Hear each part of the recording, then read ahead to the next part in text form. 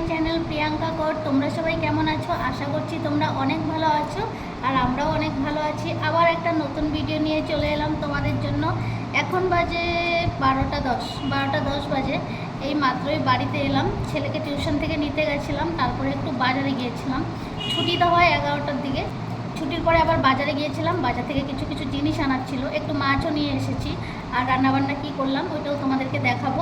তোমরা ভিডিওটি দেখতে থাকবে, আশা করছি ভিডিওটা তোমাদের অনেক ভালো লাগবে। চলো কিছু কাজ করা যাক, এখন আবার দেখা হবে তোমাদের সঙ্গে একটু পরে। বাজারে গিয়েছিলাম সবজি আনতে, সবজিটা আর আনা হলো না, মাছ নিয়ে চলে এসেছি। অল্প করে রুই মাছ নিয়ে এসেছি। এখন আর মাছের তরকারি করব না, মাছ শুধু ভাজা করব। 2 পিসের মতো মাছ ভাজা করে ছেলে আর আমি খেয়ে নেব। দুপুরবেলা ও ঘরে না থাকলে আমাদের মা ছেলের কোনো ঝামেলাই নেই, যেটা ইচ্ছা বানিয়ে খেয়ে নাও। তাই ভাবলাম মাছগুলোকে এখন ধুয়ে পরিষ্কার করে ফ্রিজে রেখে দেবো, রাতে না হয় তরকারি করব ও আসলে তারপরে।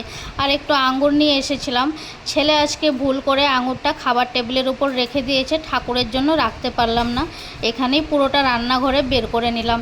একটা জ্যামের কৌটো নিয়ে এলাম, জ্যামের কৌটো শেষ হয়ে গেছে। আর প্রতিবার যখন জ্যামের কৌটোটা আনি ওই 80 টাকা 85 টাকার মতো নেই। এবার যখন আনতে গেলাম বলছে 110 টাকা দাম হয়ে গেছে।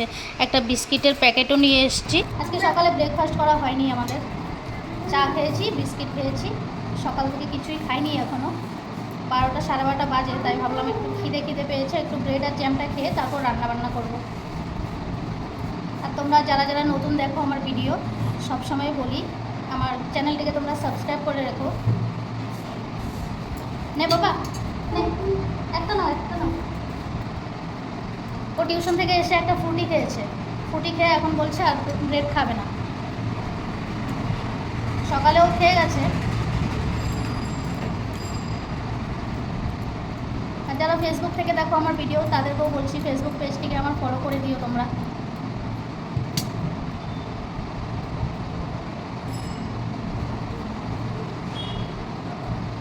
রাতে না হয়ে ভাবলাম মাছের তরকারি করব, তাই মাছ ধুয়ে পরিষ্কার করে রেখে দিলাম।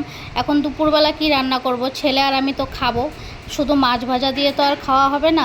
আর ভাজা কিছু করতে ইচ্ছেও নেই, ভাজা সবসময় রোজের ভাজাটা আমার ভালোও লাগে না, আলু ভাজা বা বেগুন ভাজা। তাই ভাবলাম আলু দিয়ে পাঁপড় দিয়ে তরকারি করি। এই আলু পাঁপড়ের তরকারিটা আমার ছেলে খুব ভালো খায়, আমিও ভালো খাই, তাই আলু দিয়ে পাঁপড় দিয়ে তরকারি করে নিচ্ছি। এই তরকারিটা রাতে একটু হলেও থেকেই যাবে, রাতে আবার খাওয়াই যাবে। রাতে একটু মাছের তরকারি করব, মাছের একটু ঝাল করে নেব। 3টে পাঁপড় ভাজা করে নিলাম।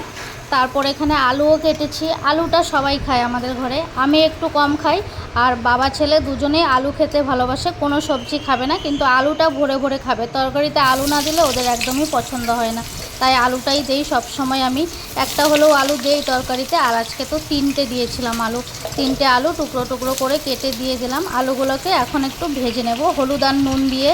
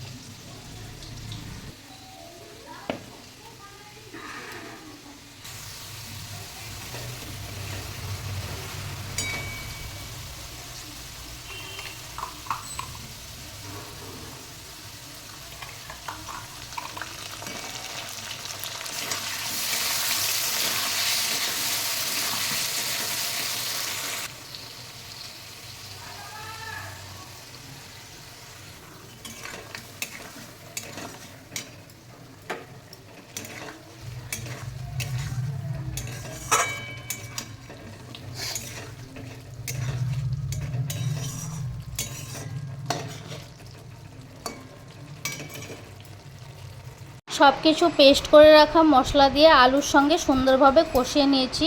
আর আজকে মশলা দিয়েছিলাম সামান্য একটু আদা দিয়েছিলাম, 4টে 5টার মতো কাজু বাদাম, কাঁচা লঙ্কা, জিরের গুঁড়ো আর হলুদ আর নুন দিয়েছিলাম, এগুলো দিয়ে করেছি। তারপরে সুন্দরভাবে কষিয়ে নিলাম। এখন এখানে দিয়ে দেব জল।